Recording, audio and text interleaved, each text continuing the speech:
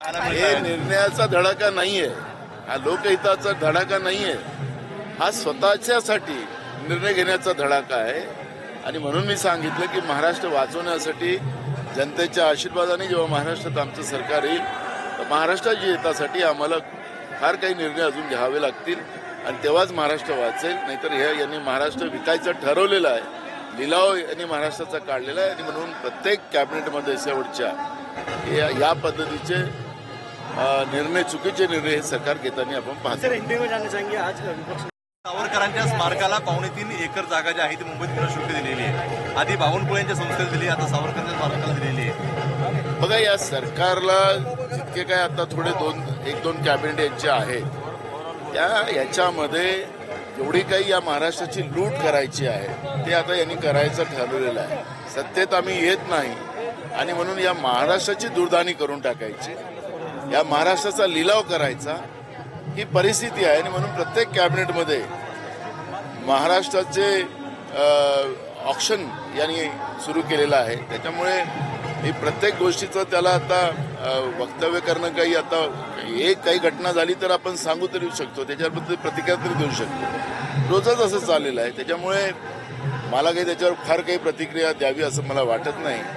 पण सत्ता परिवर्तनाच्या नंतर आणि महाराष्ट्रामध्ये सत्ता परिवर्तनाची लहर आहे आणि त्याच्यानंतर खूप निर्णय आमच्या सरकारला महाराष्ट्रामध्ये महाराष्ट्राच्या हितासाठी घ्यावे लागणार. पण एका आठवड्यामध्ये हे दोन कॅबिनेट घ्यायचे प्रॉब्लेम आले, त्याच्यामुळे ते एअरपोर्टवरून आज वापस गेले. पण उद्या सकाळी 8:30 वाजता आज प्रोग्राम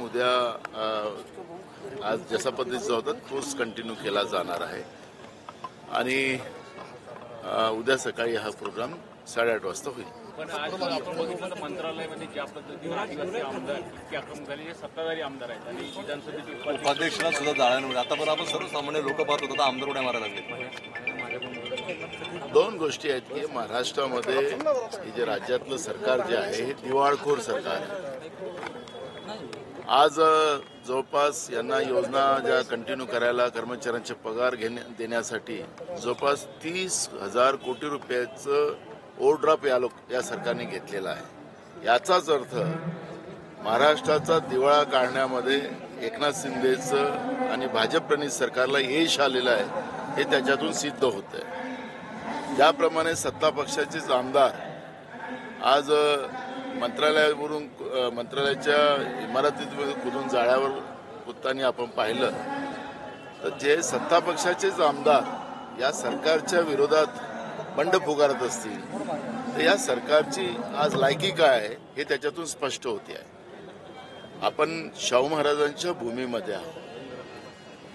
या भूमीनं देशालाच नव्हे तर जगाला संदेश दिलेला आहे. महिलांचा सन्मान, सगळ्या जाती धर्माला सोबत घेऊन चालण्याचा संदेश याच भूमीने दिलेला आहे. त्याला समतेचा संदेश जे डॉक्टर बाबासाहेब आंबेडकरांनी संविधानात तीच भूमिका मांडली. आज महाराष्ट्रामध्ये समता राहिली नाही, महिला तर कुठेही सुरक्षित नाही. आज त्याचं प्रत्येक असं एक शहर नाही, एक गाव नाही जिथं आमची लहान मुलगी सुरक्षित आहे, आमची महिला सुरक्षित आहे. आम्ही आत्ताच सरकारला विचारलं की 1 वर्षात 64,000 महिला लापत्ता या महाराष्ट्रातून झालेल्या आहेत. आणि विधानसभेत आम्ही यांना विचारलं पण सरकार त्याला अजूनही उत्तर देऊ शकत नाही. आज ही परिस्थिती निर्माण ती झालेली आहे आणि म्हणून आमदार त्यांच्या विरोधात बंड करताना आपण पाहतोय. आणि संपूर्ण महाराष्ट्राची प्रतिमा, शाहू फुले आंबेडकरांच्या महाराष्ट्राची प्रतिमा, छत्रपती शिवाजी महाराजांच्या या राज्याची प्रतिमा मलिन करण्यात या सरकारने कुठली कसर सोडली नाही आणि ते सगळे चित्र आपण पाहतो. मंत्रिमंडळाची